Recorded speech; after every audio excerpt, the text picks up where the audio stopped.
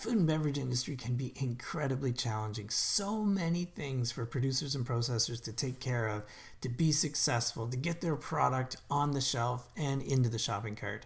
I'm Peter Chapman from SKU Food, and it's our job to help you get your products on the shelf and into the shopping cart. One of the things that we all need to be aware of are different things happening in our industry, and make sure that we're current and that we have all the information we need to have good and prosperous conversations with customers and consumers. Recently in Canada, the Competition Bureau came out with a market study on our retail grocery industry. Some of the recommendations had some merit to them, and other ones we don't think are going to make that much of a difference in the industry. At SKU Food, we put together a set of recommendations that we think will help move our industry forward and improve our food and beverage industry in Canada. The first thing we think needs to be addressed is distribution costs. We need to find a way to offset some of the incredibly increasing distribution costs for producers and processors. It's becoming probably 30 to 40% of the final retail price is being eaten up with distribution costs, which are borne by the suppliers in the industry. So we need to find ways to move product around our geography to get it to the population where people want to consume our products. We also believe that we should look at Canadian content rules in food and beverage. We have it in music, we have it in television. Why not food? Look at minimums for Canadian content in certain categories. It would make it more of a level playing field for our producers and processors here, get them on the shelf, and also improve our food security and reduce our dependence on other countries to produce the food that we need to eat. The third thing we believe is that we should take a look at the Safe Food for Canadians Act. Trust me, it definitely has made our industry better, but one of the things in it is that products produced in a province can only be shipped within that province unless there's a CFIA licensed facility.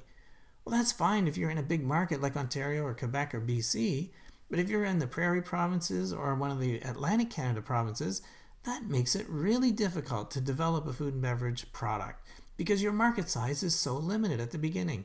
We believe that we should be looking at the prairies as a region, we should be looking at Atlantic Canada as a region, and perhaps include the territories in that prairie region as well, or the Yukon with BC, because then producers and processors have a bigger market size to be able to try to work with their products and make it more of an equitable playing field. We also believe that we should look at tax breaks for Canadian food and beverage businesses that have been in business for certain longer periods of time. We need to keep these people in our industry. We understand why they would want to sell to one of the big producers or processors, but we need more diverse and different companies within our food industry. So if it's a better rate of return for all the hard work that they put in, then perhaps we should explore some of these things.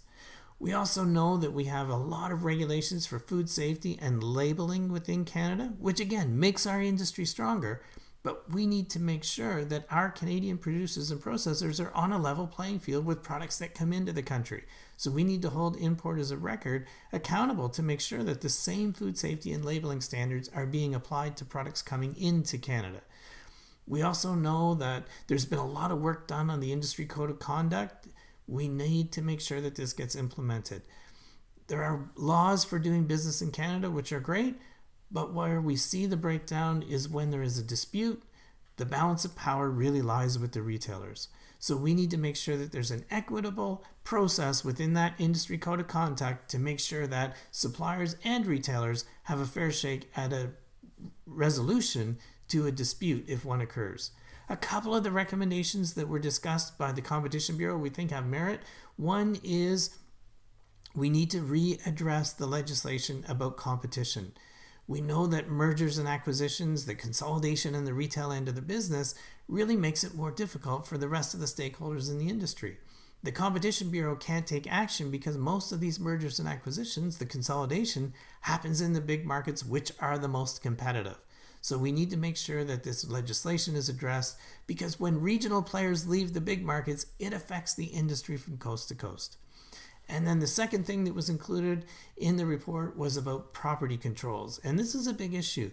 We do need to reduce the control that the big retailers have on real estate. And when they have leases that prevent others from opening specialty stores or other food businesses within a certain real estate that they've made an investment in, it makes it very difficult to get different things happening within the industry. It makes it restrictive to competition for small to medium-sized retailers, specialty stores, that kind of thing to open up, because the large retailers have exclusivity for selling food and beverage on the certain piece of land. That needs to be readdressed to allow small to medium-sized retailers to get going.